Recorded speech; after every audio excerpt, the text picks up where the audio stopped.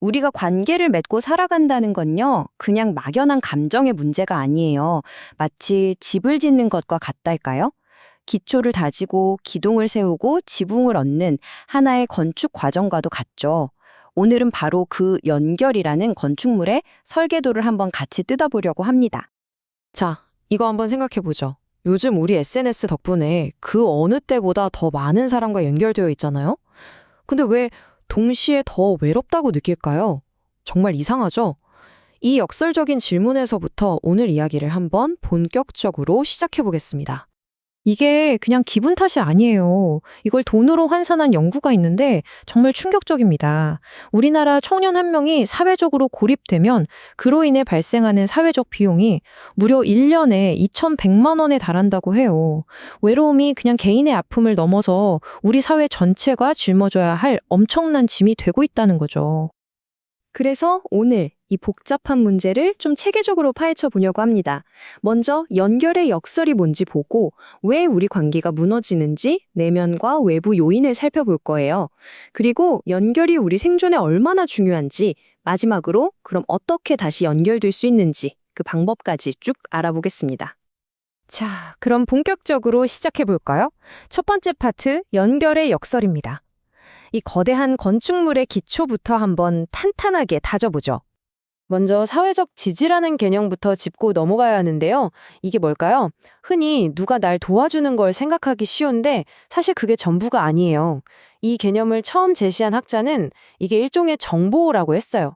무슨 말이냐면, 아, 나는 사랑받고 있어, 존중받고 있구나, 힘들 때 날 도와줄 사람들이 곁에 있어, 라고 믿게 만드는 그 믿음 자체가 핵심이라는 거죠. 실제로 도움을 몇 번 받았냐보다 내가 그렇게 믿고 있느냐가 훨씬 더 중요하단 겁니다. 그리고 재밌는 건 이 사회적 지지라는 게 한 가지 종류만 있는 게 아니라는 거예요. 튼튼한 건물에 기둥이 여러 개 필요하듯이 우리를 받쳐주는 지지에도 4개의 핵심 기둥이 있습니다. 힘들 때 얘기 들어주고 위로해주는 정서적 지지, 이사할 때 도와주는 것처럼 실제적인 도움을 주는 도구적 지지, 면접 팁 같은 걸 주는 정보적 지지, 그리고 너 정말 잘했어 하고 인정해주는 평가적 지지. 이 4가지가 골고루 있어야 우리가 진짜 안정감을 느낄 수 있는 거죠. 그러니까 핵심은 바로 이거예요. 인식된 지지랑 수혜된 지지의 차이. 수혜된 지지는 말 그대로 실제로 도움을 받은 경험인데 이게 가끔은 내가 빚졌네 하는 부담감이나 나 혼자선 아무것도 못하는구나 하는 무력감을 주기도 해요. 근데 인식된 지지는 다릅니다. 이건 그냥 무슨 일이 생겨도 나에겐 기댈 곳이 있다는 든든한 믿음 그 자체거든요. 수많은 연구들이 바로 이 믿음이 우리 멘탈에 훨씬 더 강력한 힘을 발휘한다고 말하고 있어요. 마음의 안전망이 얼마나 중요한지 보여주는 거죠. 자, 그럼 이렇게 중요한 우리 관계의 건축물은 도대체 왜 자꾸 금이 가고 무너지는 걸까요? 그 원인을 찾아서 먼저 우리 안을 좀 들여다볼게요. 우리 마음속에서 연결을 방해하는 보이지 않는 벽, 바로 내면의 파괴자들에 대한 이야기입니다. 가장 큰 파괴자는 아마 낮은 자존감일 거예요. 스스로를 나는 남에게 짐만 될 뿐이야, 도움받을 자격도 없어 라고 생각해버리면 애초에 도움을 청할 생각조차 못하게 되죠. 심지어 누가 먼저 다가와서 친절을 베풀어도 나는 이런 걸 받을 만한 사람이 아닌데 하면서 밀어내게 돼요.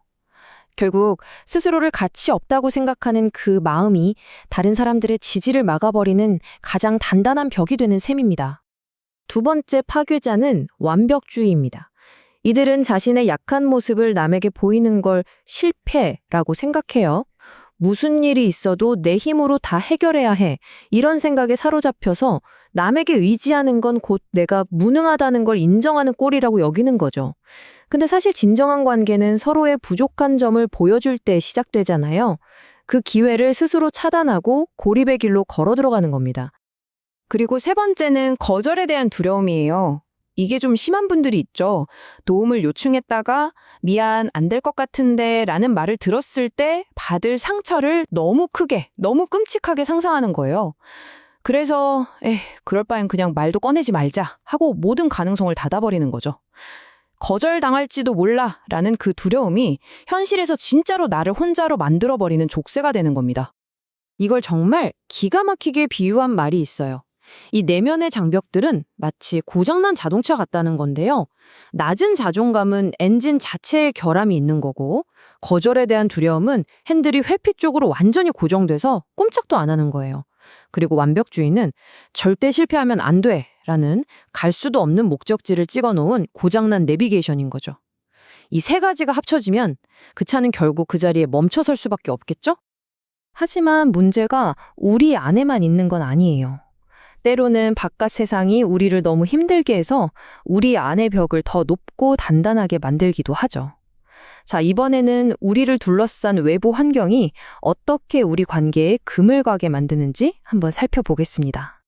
가족이나 정말 친한 친구랑 싸우거나 나만 항상 챙겨주는 것 같은 일방적인 관계 때문에 지칠 때도 있죠. 또 이사나 실직, 이혼처럼 삶이 통째로 흔들리는 큰 변화를 겪을 때도 있고요.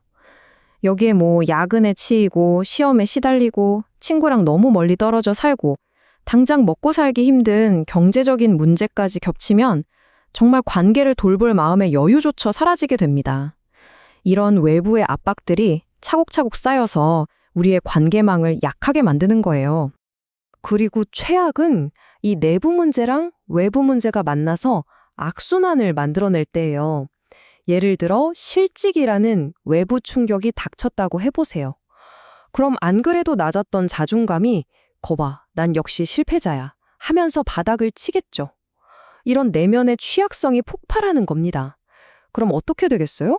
창피해서 사람들을 피하게 되고 결국 실직을 이겨내는데 가장 필요했던 친구나 동료 같은 지지 기반마저 내 손으로 무너뜨리는 정말 비극적인 상황에 이르게 되는 거죠. 자, 그럼 이 무너진 건물을 왜 꼭 다시 지어야 할까요? 이게 그냥 외롭다 하고 끝날 감정의 문제가 아니기 때문이에요. 이건 말 그대로 우리의 생존에 대한 이야기입니다. 지금부터 사회적 연결이 우리 몸과 마음에 얼마나 엄청난 영향을 미치는지 과학적인 근거들을 한번 보여드릴게요. 핵심적인 이론 중에 스트레스 완충 가설이라는 게 있어요. 말이 좀 어렵죠? 쉽게 말해 사회적 지지가 스트레스라는 나쁜 물질로부터 우리를 지켜주는 보호막이나 완충제 역할을 한다는 거예요. 똑같이 힘든 일을 겪어도 든든한 지지그룹이 있는 사람은 스트레스를 덜 위협적으로 느끼고 훨씬 더 잘 이겨낸다는 거죠. 그러니까 중요한 건 스트레스가 아예 없는 삶이 아니라 스트레스가 와도 버텨낼 힘을 주는 지지대가 있는 삶이라는 겁니다. 이 그래프는 정말 볼 때마다 충격적이에요. 수많은 연구들이 공통적으로 보여주는 건데요. 사회적 고립이 조기 사망에 미치는 위험도가 매일 담배를 피우거나 비만인 것만큼이나 치명적이라는 거예요. 우리 몸에 나쁘다고 담배는 끊으려고 그렇게 노력하면서 우리 영혼에 똑같이 해로운 고립은 너무 쉽게 내버려 두고 있는 건 아닌지 한번 생각해 볼 문제죠. 이 비유가 정말 와닿는데요. 사회적 지지는 심리생물학적 백신과 같다는 말이에요. 우리가 백신을 맞는다고 바이러스가 우리 몸에 안 들어오는 건 아니잖아요. 대신 바이러스가 들어왔을 때 우리 몸이 싸워서 이길 힘을 길러주는 거죠. 사회적 지지도 똑같아요. 실직이나 이별 같은 스트레스 자체를 막아주진 못해요. 하지만 그런 일이 닥쳤을 때 우리가 깊은 우울증에 빠지거나 몸이 아파서 쓰러지지 않도록 막아주는 강력한 면역 체계를 만들어준다는 겁니다. 자, 이제 가장 중요한 시간입니다. 문제가 뭔지 원인이 뭔지 알았으니까 이제 해결책을 찾아야죠. 무너진 연절의 다리를 다시 놓고 더 튼튼하게 만들기 위한 구체적이고 현실적인 방법을 지금부터 알려드리겠습니다. 모든 건 우리 마음에서부터 시작해야 해요. 첫 단계는 낮은 자존감, 자기 비판이라는 내면의 벽을 허무는 겁니다. 대단한 걸 하라는 게 아니에요. 그냥 매일 밤 자기 전에 오늘 감사했던 일 3가지만 적어보는 거예요. 아침에는 나한테는 이런 장점이 있었지 하고 한번 되새겨 놓는 거죠. 그리고 정말 중요한 거, 실수했을 때 난 왜 이 모양일까 하고 자책하는 대신에 정말 친한 친구가 힘들어할 때 해줄 것처럼 나 자신에게도 따뜻한 말을 건네주는 자기 자비를 연습하는 겁니다. 내면이 좀 단단해졌다면 이제는 관계의 기술을 배울 차례예요. 특히 사람들하고 갈등이 생겼을 때 정말 유용한 비폭력 대화라는 방법이 있습니다. 상대방한테 너는 왜 맨날 그 모양이야 하고 비난하는 대신에 이 4단계를 한번 따라해 보세요. 먼저 판단 없이 관찰한 사실을 말하고, 그때 내가 느낀 감정을 표현하고 그 감정 뒤에 숨어 있는 나의 욕구를 설명한 다음 마지막으로 내가 원하는 행동을 구체적으로 부탁하는 거죠. 이렇게 하면 상대방도 방어적으로 나오지 않고 문제를 함께 해결하려고 하게 될 가능성이 훨씬 높아집니다.